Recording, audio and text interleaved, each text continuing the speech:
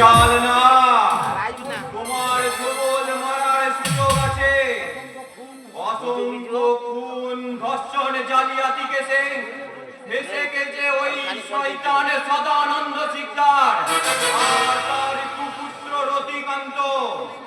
এই সুযোগে ওদের দুজনকে ফাঁসিয়ে মা কালী দিব্যি আমি সর্বাণীকে নিয়ে চম্পট দেব, আর তারপর তাকে বিয়ে করে নরকে হানিমুন করবি, তাই না রে জানোয়ার?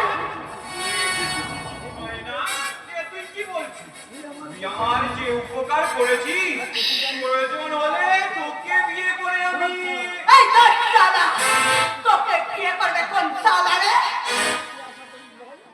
ওহো, তাহলে কি আশা করিস নয় না?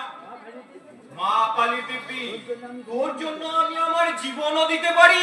এই দাদা তোর ওই নরকের জীবন আমি চাই না। আমি চাই আমার পাওনা 1,00,000 টাকা। 1,00,000 টাকা? হ্যাঁ হ্যাঁ রে জানোয়ার, হ্যাঁ। যে টাকা আমার মায়ের নার্সিং হোমে দেওয়ার কথা ছিল, আমার মায়ের অপারেশনের জন্য, সেই টাকা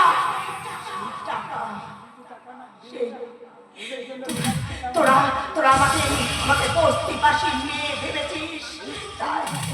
নিষ্ঠুর, দুঃখজনক, কিন্তু তোরা সেই আমাকে বস্তির মেয়ে ভেবে তোরা আমাকে টাকা দিসনি। আমার মাটা মারা গেল। তাহলে এখন এই টাকাটা নিয়ে নয় না মায়ের নয় তোদের শ্রাদ্ধ করবো রে। দে শালা টাকা দে।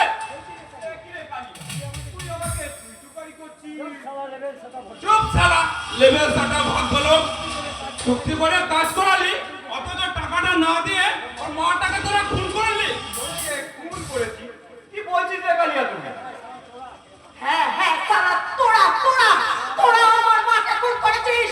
তোদের জন্য আমার মাটা আজ মারা গেছে।